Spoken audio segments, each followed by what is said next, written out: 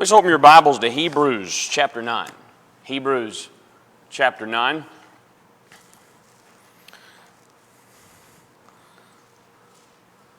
That's where we'll be in our lesson this evening, Hebrews chapter 9. Our memory verse is on the board.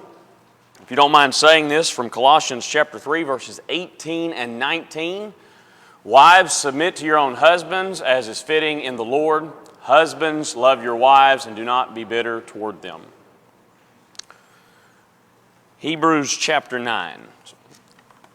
I appreciate the elders allowing me to be at Mauriceville this morning and preach over there. I enjoyed being with that group of Christians, and I am glad to be home.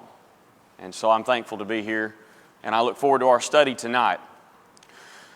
Hebrews chapter 9 addresses a couple of things that I believe to be very relevant in our thinking today and how we worship God today. Oftentimes, somebody that maybe has just a touch of a religious background, but maybe not be very educated in the Scriptures, has certain questions about why we don't do things that are clearly taught in the Old Testament. Hebrews 9 indirectly addresses that point. And so you may look at several religious organizations out there today in the wider Christian world that practice certain things that are very unique to the Old Testament. Censers and holy days and ashes and things like that. There's a lot of things that are practiced out there in the religious world today, but they're really only found in the Old Testament. And Hebrews 9, in some degree, treats that a little bit. I think it's incredibly hard for us as New Testament Christians living 2,000 years removed from the cross. I think it's hard for us to sometimes realize how deeply ingrained in the first century audience Judaism really was. This was their way of life. This was their religion. This was all that they had for 1,500 years, folks. You recognize, and I think everybody in here is a good Southerner. If you're not, I'm so sorry. But I think everybody in here is pretty much a good Southerner. There are things that are so unique to the South. Grits and cornbread and banjos and humidity and all of these things like that. It's very unique to the South.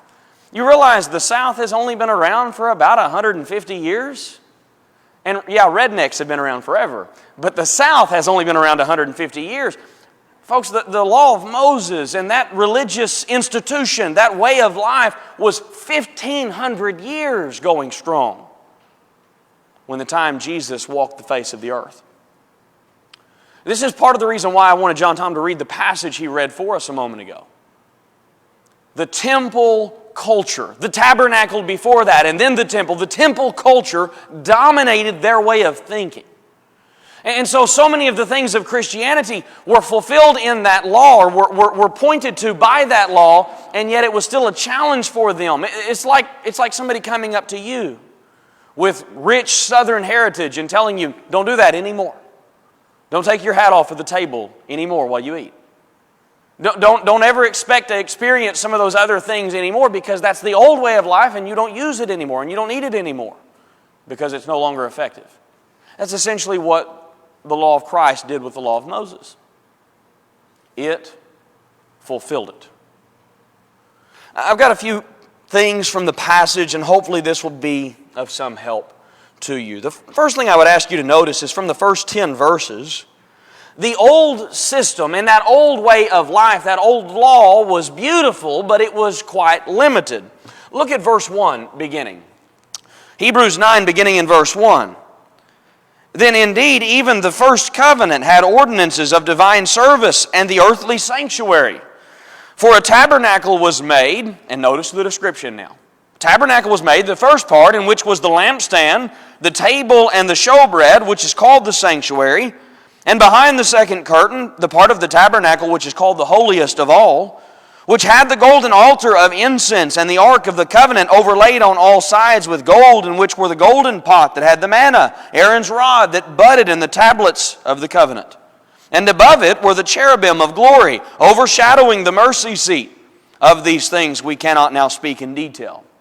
Now, when these things had been thus prepared, the priest always went into the first part of the tabernacle, performing the service of God. But into the second part, the high priest went alone once a year, not without blood, which he offered for himself and for the people's sins committed in ignorance.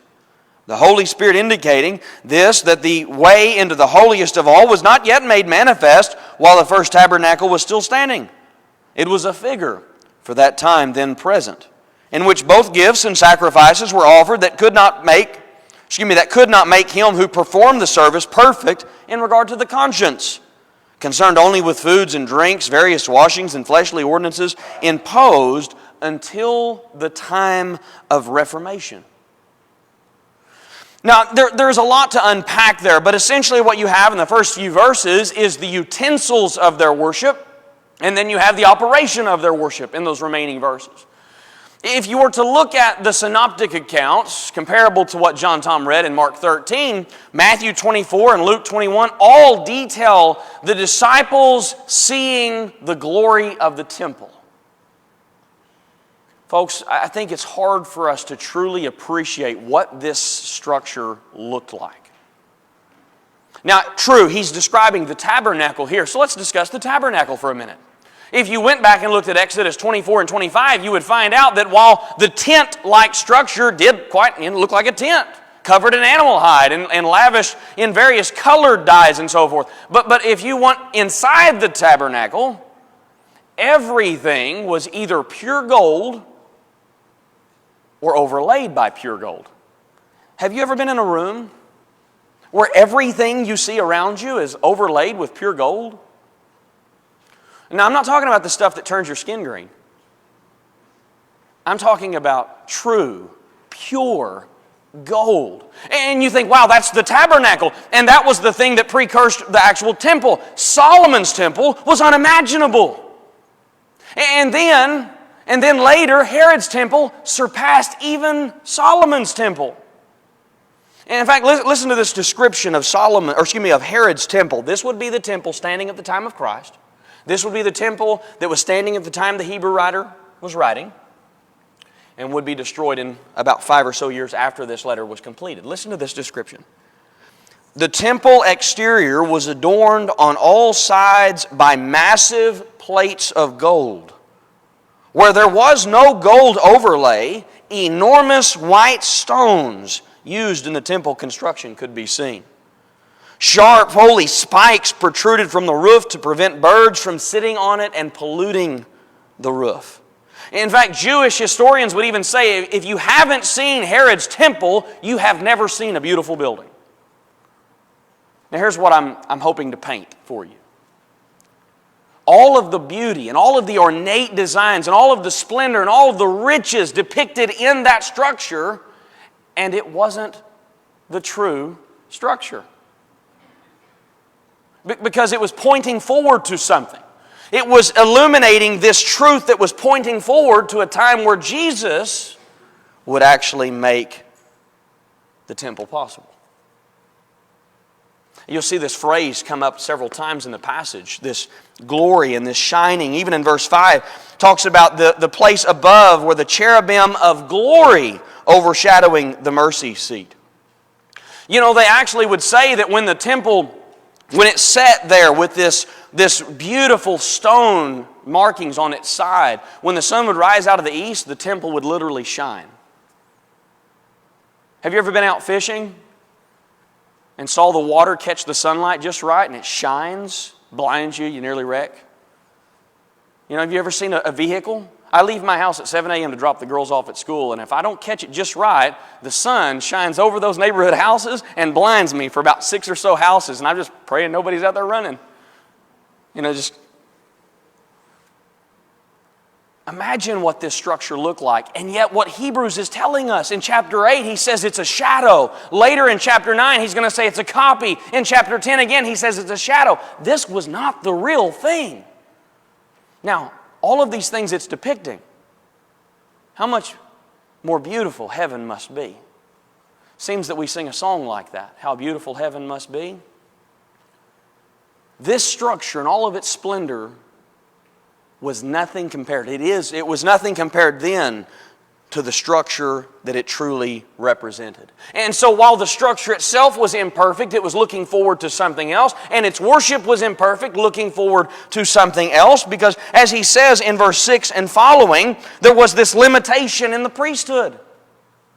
What he's describing essentially is that once a year in verse 7 is the Day of Atonement.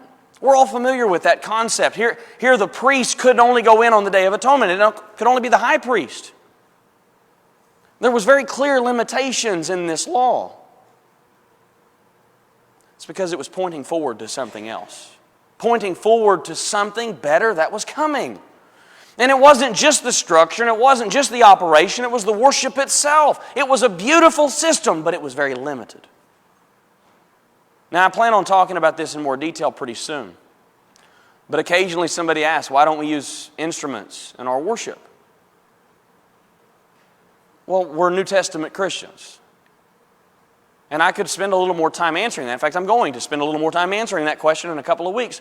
But for now, I want to connect it to what we're talking about now. The worship of that old system was a limited period of worship. Because it was pointing the people forward to something, a time, notice verse 10, a time of reformation. You know how many religious bodies are out there? Christian bodies that are out there that believe in a priestly system of some kind. I drove by a church on the way here. Said something about confession on Thursdays, 4 p.m. to 6 p.m. Folks, I'm going to tell you, that misses the point. Because Jesus is the fulfillment of the old law. This is why we don't have holy days. This is why we don't burn incense. This is why we don't use instrumental music. Because we are part of the new covenant people who worship God in the new way. In the way He always intended. In the way His New Testament, His new covenant people would. All of this points forward to the time of Reformation. Notice in verse 9 he talks about this limitation of the earthly offerings, and yet there was this coming of the time where there would be a conscience that could be solved. In verse 10 he talks about this concerning the food and drinks and various washings, fleshly ordinances. The old system was never intended to be the final system. It was intended to point forward to Christ. I'd ask you to consider how beautiful it is that we get to worship our holy God through His Son. This has been hinted at throughout our service already. I believe Curtis alluded to it slightly. Chris has alluded to it in the songs he selected. It's been alluded to on the table. What a blessing it is, folks, to be able to worship God in a beautiful way that He intended. When He instituted the system of Moses 1,500 years before Christ, He did it with the intention that Christ would come and New Testament worship would begin. Do you think about that when we worship God? Or do you run through the motions? Do you check the box? Do you come prepared to worship? Now I want you to really think about it. Don't just mark this off. We're doing exactly what God intended, even when He said to Moses from Mount Sinai, the Ten Commandments. He was intending this time today. Do you think about the magnitude of our worship? You men that lead us in our worship, you need to think about that. You're getting up in front of people. Be prepared. Be prepared to lead us in worship. In our prayers, don't wing it. Think about what you're doing. In our opportunities to sing songs to God, think about what songs we are singing, because what we're doing is a beautiful thing brought to us by the blessings of Jesus Christ. That old system was very beautiful, but it was limited, pointing forward. Number two, it foreshadowed what Christ fulfilled. Notice verse 11. But Christ, having come as a high priest of the good things to come, by the greater and more perfect tabernacle, not made with hands, and that is, not of this creation, nor with the blood of goats and calves, but of His own blood, He entered the most holy place once for all, having obtained eternal redemption. For if the blood of bulls and goats and the ashes of a heifer sprinkling the unclean sanctifies to the purifying of the flesh, how much more shall the blood of Christ, who through the eternal Spirit offered Himself without spot to God, purge your conscience from dead works to serve the living God. And for this reason, He is the mediator of the new covenant, by means of death, for the redemption of the transgressions under the first covenant, that those who are called may receive the promise of the eternal inheritance. For where there is a testament, there must also of necessity be the death of a testator. For a testament is in force after men are dead, since it has no power at all while the testator lives. Therefore, not even the first covenant was dedicated without blood. For when Moses had spoken every precept to all the people, according to the law, he took the blood of calves and goats with water, scarlet wool, and hyssop, and sprinkled both the book itself and all the people, saying, This is the blood of the covenant which God has commanded you. And likewise he sprinkled with blood both the tabernacle and all the vessels of the ministry, and almost all things according to the law are purged with blood. And without the shedding of blood there is no remission. All of those old things foreshadowed what Christ fulfilled. Jesus Himself even says this in Matthew 5, that this was the time. This all pointed to Him. In fact, He even says in verse 11 that the good things to come. And then He says, by the greater, by the more perfect tabernacle. You see, the need that the old law left, Jesus Christ perfectly satisfied. He perfectly fulfilled that old law. Satisfied the needs that the people had, satisfied the needs of the offices in which He filled, and all of this argument is based on how effective He was in His work. How true His sacrifice really was. I love the way that he argues this point. In verse 12, he says it's not the blood of bulls and goats. That sounds a little familiar, doesn't it? It's because we often read Hebrews 10, where he's going to jump back into this argument again. Not the blood of bulls and goats, but by His own blood He entered the most holy place once for all. You see, Jesus Christ took the perfect offering. He took it into the perfect place, offering the perfect way before the very perfect God, that we might have the perfect offering and have this truer mediator. You look at verse 15, this is what he says. This is the reason He is the mediator of the new covenant. I don't know if we often think about how perfect it was and how much He accomplished when He made it. That He truly is the perfect offering of God. We are indebted eternally to Him.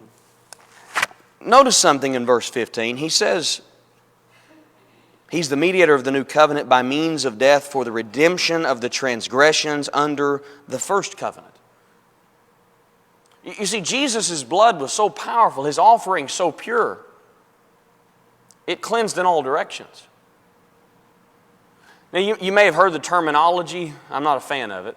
But you may have heard the terminology that the sins of the old law were rolled forward. I don't like that. When an individual sinned in the Old Testament, like David as an example with Bathsheba, they were truly forgiven by God. But they were forgiven by God looking forward to the offering of Jesus Christ. They made their offering of the animals. And the animals did the job that they were supposed to do. But it was still God looking forward to a future event, although it had not happened yet, looking at it as if it has happened. That's the offering of Jesus. So powerful, so pure, cleansed in all directions.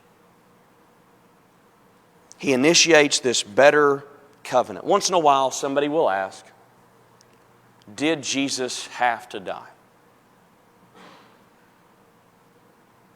Yes, He did. He had to offer Himself,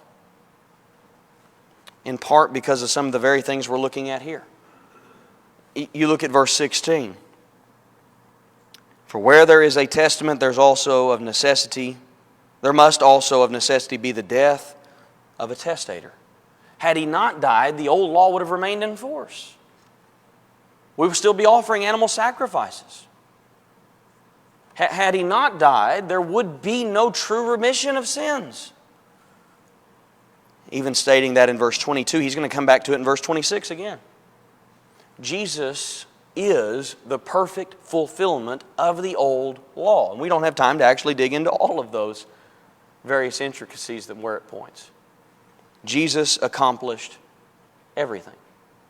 I think it's remarkable that the old law accomplished something, and yet Jesus accomplished everything. And that's part of his point here. Not only do we have this old law pointing forward to the time of Jesus where he would truly fulfill all of these things, but we also have the preparation for the coming covenant. I want you to consider verse 23.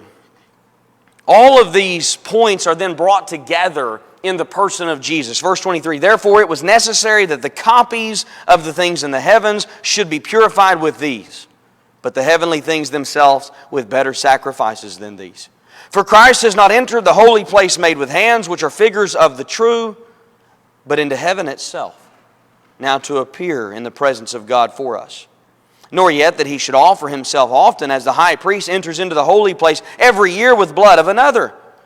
For then he would have had to suffer often since the foundation of the world, but now, once at the end of the age, he has appeared to put away sin by the sacrifice of himself. And it is appointed for men to die once, but after this the judgment. So Christ was offered once to bear the sins of many, and to those who eagerly wait for him, he will appear a second time apart from sin for salvation. The word that keeps popping up, he says it is copies in verse 23. In chapter 8 and chapter 10, he'll say it's shadows. You see, all of those things were replaced by Jesus. The copies for Christ, the substance, replaced the shadows. This is why we don't hang up on the Old Testament. Because we're New Testament people, under the new covenant of Christ, initiated by the death of his suffering on the cross. He initiates the new law, brings it about for our benefit and for our betterment. And all of these heavenly offerings given through Christ do the job so much better. I'd ask you to consider verse 27. As it is appointed for men to die once, but after this the judgment. We typically pull that verse out of context. Now, he is stating a principle. Death comes for everybody, and judgment follows that death. That's the principle he states, but really in the context what he's talking about is Jesus and his offering was so efficient, he only had to die once. You remember that's how chapter 10 begins. Animals had to be offered year after year after year. Jesus had to do it one time to make this sanctification possible. I can't remember if I made this point several weeks ago or not, but I'll make it again just in case. Hebrews works in many ways as an exposition of John 14:6. Jesus is the way, the truth, and the life. No one comes to the Father but through him. You realize that's like three out of the 4 arguments in Hebrews? That if you reject the way of Jesus, if you reject the truth of Jesus, you reject the life in Jesus, you have no access to the Father? That's what Hebrews is about. Making that argument. And the reality of that truth. Jesus is the way. Now, here as we draw these conclusions together, because the principle is stated in verse 27, I will ask you to consider it. Jesus dies one time. The next time he appears, it will not be to offer himself again.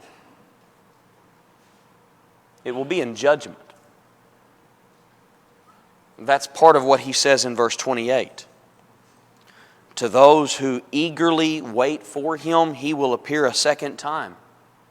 He's not coming to offer his body on the cross again, though, folks. He's coming to judge. And all those who've rejected his offering, he will not be here to save. He will be here to condemn. So I'll ask you to consider. I'll ask you to consider something.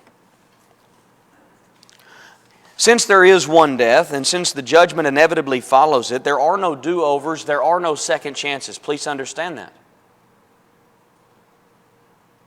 Are you prepared for it? All that he argues through this chapter. 1,500 years, this was the way of life. We're 2,000 years post-Christ. And yet we're still looking back to the time of Christ. We're still looking back to who He was, what He accomplished, the roles in which He served, the works He did. Because in reality, He is the way, the truth, and the life. All of Hebrews 9 argues how perfect Jesus' offering was, His sacrifice, what He bestows on His people. Have you accepted that offering? Now, I recognize, I think everybody here is a Christian. Okay, so then I'll switch this a little bit. Are you living each day honoring His sacrifice? A perfect sacrifice, able to do what we could never, able to do what 1,500 years of animal sacrifice could never accomplish, and He did it for you. Are you living every single day honoring that perfect sacrifice? If you're not, I beg you to change. Do you have a need of this congregation tonight? We'd love to assist you. We'd love to help you in one capacity or another. Prayers of this congregation, encouragement, support, strengthening you, or if you do need to render obedience to the gospel, now's your time. If you're willing to come forward now as we stand and as we sing.